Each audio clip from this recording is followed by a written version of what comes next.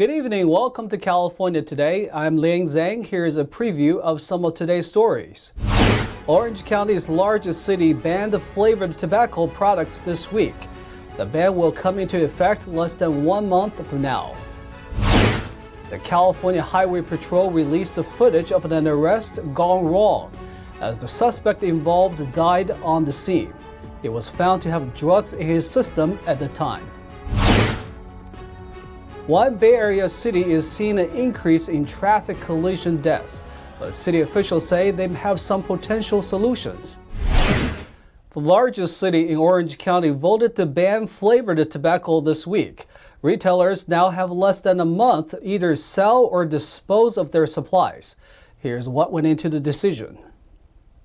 The city of Santa Ana voted to ban the sale of flavored tobacco on Tuesday. The city council voted unanimously on the matter, and the ban will go into effect next month. Flavored tobacco products include e-cigarettes, vapes, hookah, cigars, and pipe tobacco.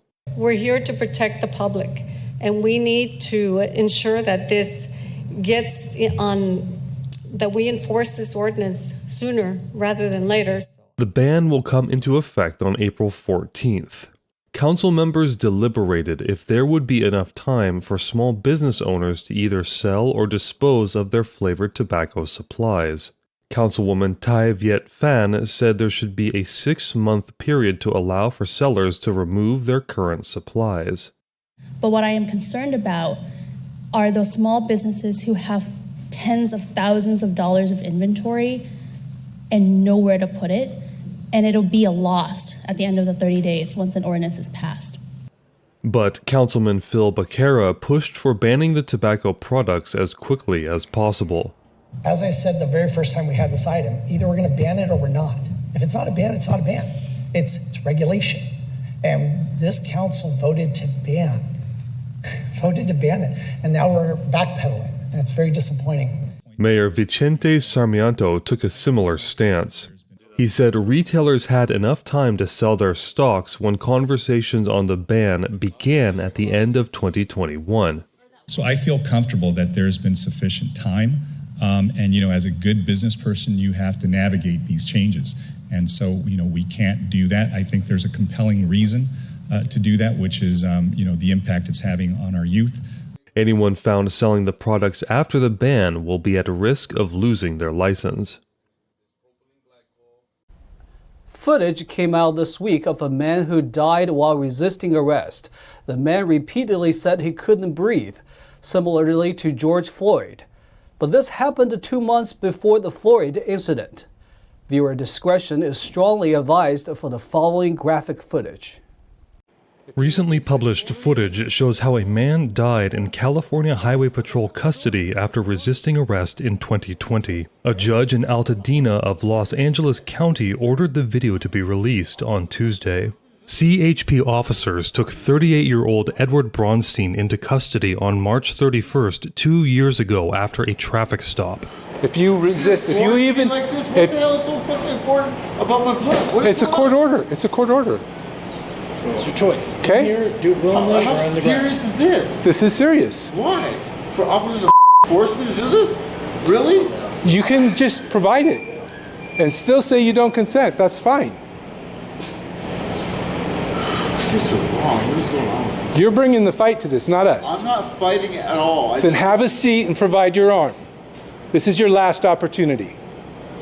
Otherwise, you're going face down on the mat, and we're going to keep on going. According to KTLA, the family's lawyer acknowledged that Bronstein had methamphetamine, marijuana, and alcohol in his system at the time of death. The coroner's report wrote his cause of death was acute meth intoxication. We're not even poking you yet. Nobody's doing anything. You relax. I can't breathe! I can't breathe! I can't breathe! Just stop yelling! I need to breathe! I can't breathe! I can't breathe! I can't!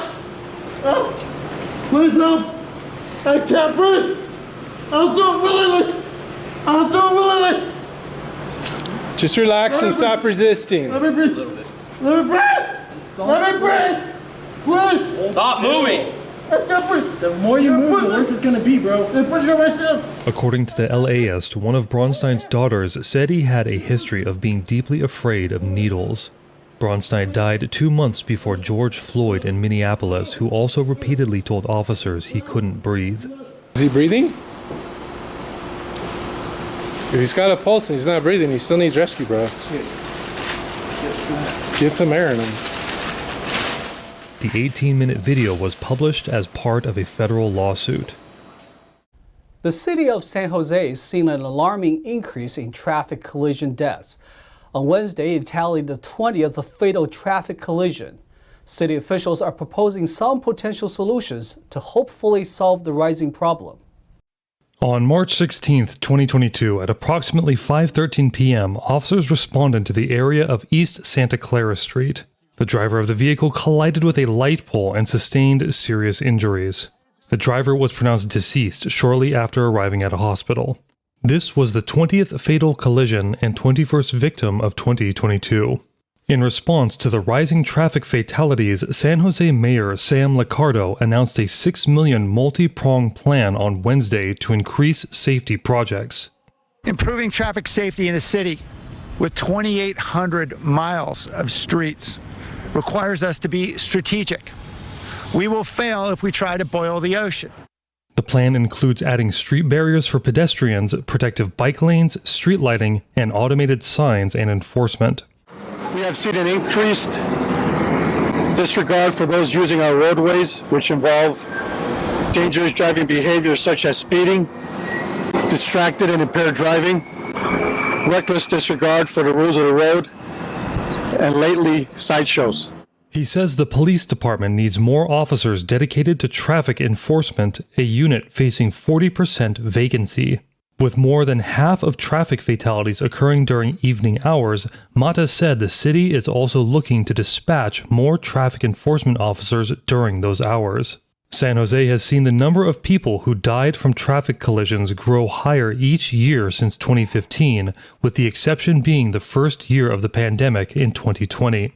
Through San Jose's Vision Zero task force, the city has identified 17 corridors that are hotspots for traffic fatalities. Liccardo said the city will focus most of its efforts on those stretches of road.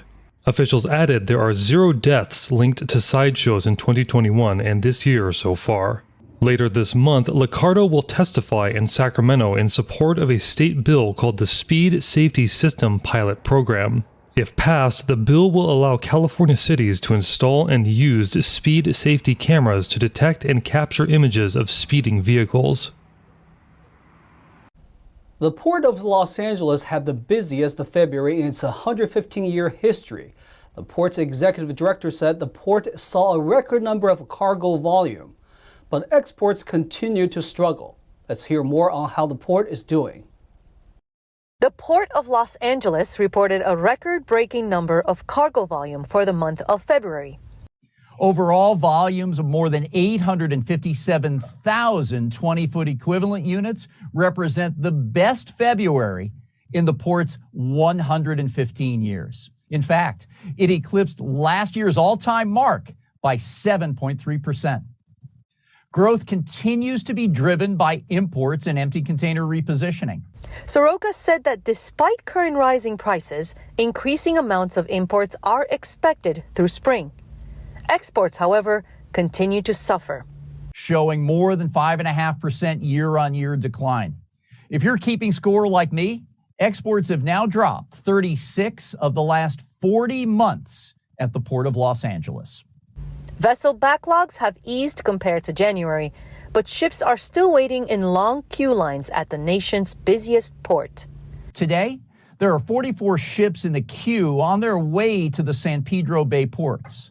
That's down 60% from a high of 109 vessels just back in January. The improvement is a combined result of the projected lull after Lunar New Year in Asia and increased fluidity on our container terminals. In the weeks ahead, we expect to see an increase in vessels headed our way as retailers begin a big push to replenish shelves.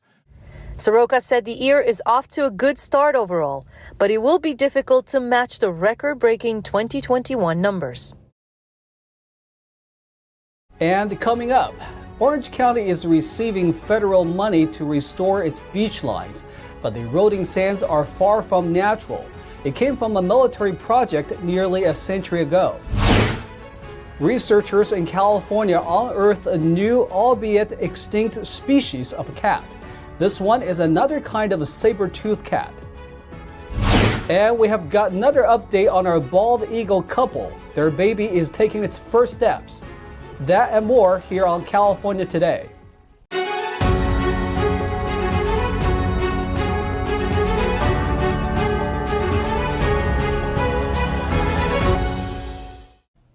A professor in Southern California is suing up to 5 students after discovering his exams were online. He says his material was copyrighted. Chapman University professor David Berkowitz filed a lawsuit against does 1 through 5, claiming copyright infringement on his exams. According to the March 11th lawsuit, he taught a business class in spring 2021. It wasn't until around January this year that he discovered parts of his midterm and final exam posted on the website Course Hero, a document sharing website to help students learn. In February, he filed expedited copyright applications on his exams, which was granted the following day. Course Hero's honor code tells users not to violate instructors' or institutions' academic honor codes. Berkowitz doesn't know the names of the individual or individuals involved. Berkowitz's lawyer, Mark Hankin, intends to subpoena Course Hero to obtain records identifying the suspects, according to East Bay Times. The lawyer said if there's any cheating or ethical impropriety, they want to stop it because it also influenced the grades other students receive. Orange County is getting federal money to restore its beaches. The payments come from a military project from nearly a century ago, which has led to constant sand erosion along the shores. The U.S. House of Representatives allocated millions of dollars to Orange County beaches to provide sand replenishment. A bill introduced by Republican Representative Michelle Steele passed the House last week. The bill will provide $15.5 million to the Surfside Sunset and Newport Beach Replenishment Project. The funding comes with a larger bill signed into law by President Biden on March 15th. Steele told the Epoch Times, "I've been working on this since I was at the State Board of Equalization over a decade ago. I'm very excited that our hard work has paid off." The funding will aid the U.S. Army Corps of Engineers in repairing 17 miles of coastline, stretching from Anaheim Bay to Newport Bay. Approximately 1.75 million cubic yards of sand will be delivered to the area. Steele said sand replenishment should occur every 5 to 6 years, but has not been done since 2000. The erosion protection goes back to a 1940s federal project. The project widened Anaheim Bay and built breakwaters and jetties for military bases. That, along with other flood control measures for Los Angeles and Long Beach, created a narrowed beach along the coastline that can cause extreme erosion. At that time, the federal government partnered with local communities to pay for repair costs. In 1964, the federal government took action to combat the erosion, providing 67% of the funding in each stage of repair, while local communities shouldered the other 33%. Steele said in 1995 the Army Corps of Engineers abandoned their responsibilities and left locals with the repair costs. Lack of repairs led to flooding in Newport Beach in 2020. Steele said she planned to continue the fight for sand replenishment to be done every 5 to 6 years. The California Department of Fish and Wildlife shared in a Tuesday blog post a story about a Northern California man who stole 2 bear cubs from their den. 29-year-old Cody Setzer told wildlife officers on March 9, 2019, that he found the month-old bears in their den, which was destroyed by a fallen tree. Their mother was never located, so he took the baby bears home. He soon realized they couldn't care for the cubs and notified wildlife officers. Setzer pleaded guilty to possession of a prohibited species in November of last year. He is now ordered to pay $2,290 in fines and complete 200 hours of community service. For a few weeks now, we have been following a bald eagle pair that have been carefully tending to their nest and chick. Let's check in with the couple to see how their baby is doing. The young chick has been growing in size since it hatched on March 3rd. It eats bits of fish and meat brought by its parents, a male named Shadow and a female named Jackie. Friends of Big Bear Valley, which operates a webcam on the nest, says since the second egg hasn't hatched by now, it won't ever. Last year, the pair also laid 2 eggs, but neither chick survived. On the bright side, Friends of Big Bear Valley is holding a contest to name the chick. The nest is in a pine tree about 145 feet above the ground. Now to NTD's Thomas Christian for an update on sports.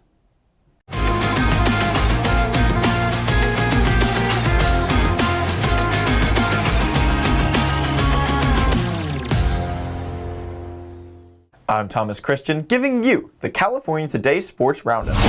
MLB free agency is underway, and we're giving you all of the latest moves out of California. The San Diego Padres signed right-hander Nick Martinez to a 1-year contract with player options for 2023 through 2025. Martinez, who is only 31 years old, last pitched in the majors with the Texas Rangers in 2017 before spending the past 4 seasons playing in Japan. According to multiple reports, the deal could be worth at least $25 million over 4 seasons and as much as $31 million.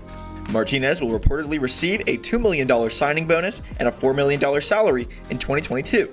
The following 3 seasons include $6.5 million of player options and $1.5 million in buyouts. If he makes at least 20 starts in any season, though, the salary climbs by $1 million in all subsequent seasons. So why is a pitcher who was last playing in Japan now making it into the majors and getting this much money?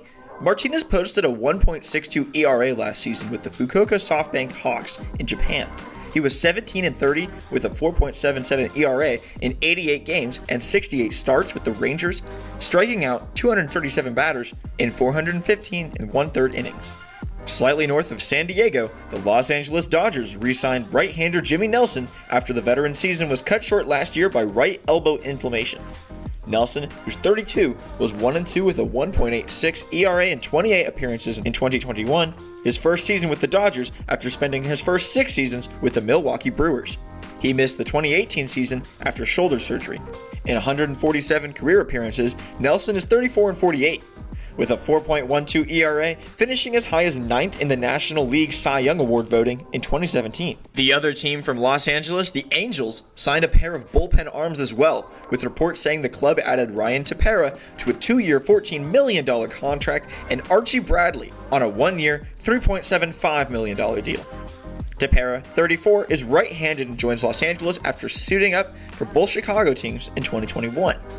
After suiting up for both Chicago teams in 2021, he began the season with the Cubs and was dealt to the White Sox on his way to compiling a 2.79 ERA and 74 strikeouts over 61.1 innings of work combined. The 29-year-old Bradley, another right-hander, worked 51 innings out of the Philadelphia Phillies bullpen in 2021 and had an ERA of 3.71 with 40 strikeouts. Passions ran high as Rafa Nadal dug deep to beat Mercurial wildcard Nick Kyrgios 7-6, 5-7, 6-4 in a blockbuster quarterfinal match that lived up to the hype at Indian Wells on Thursday. Despite not playing his best, the Spaniard managed to deliver in the match's biggest moments and maintain his composure as his opponent threw his racket and jawed with the chair umpire, fans, and himself.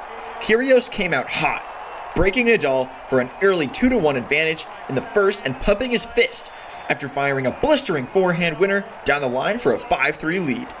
Unforced errors put Kyrgios in a hole in the first set tiebreaker, and Nadal won it after his fiery opponent was given a point penalty for audible obscenity after he swore at an unruly fan. Kyrgios regained his composure in the second round, hitting a slicing 45-mile-per-hour underhand ace for a 4-3 lead, breaking Nadal in the final game with a spectacular leaping backhand volley winner that sent the crowd into a frenzy.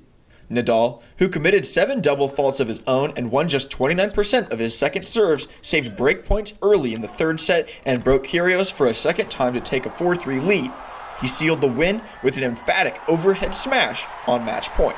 After shaking hands at the net, Kyrgios threw his racket again onto the court, and this time it nearly bounced into the stands. If Nadal can win his 4th title in the California desert, the 21-time Grand Slam champion will move into a tie with Novak Djokovic for most Masters 1000 titles with 37. He will face either teenage sensation Carlos Alcaraz of Spain or British defending champion Cameron Norrie on Saturday for a spot in the final. As always, I'm Thomas Christian, and thanks for tuning in. And that's all for tonight. You can join us again on California Today every weekday at 8:30 p.m.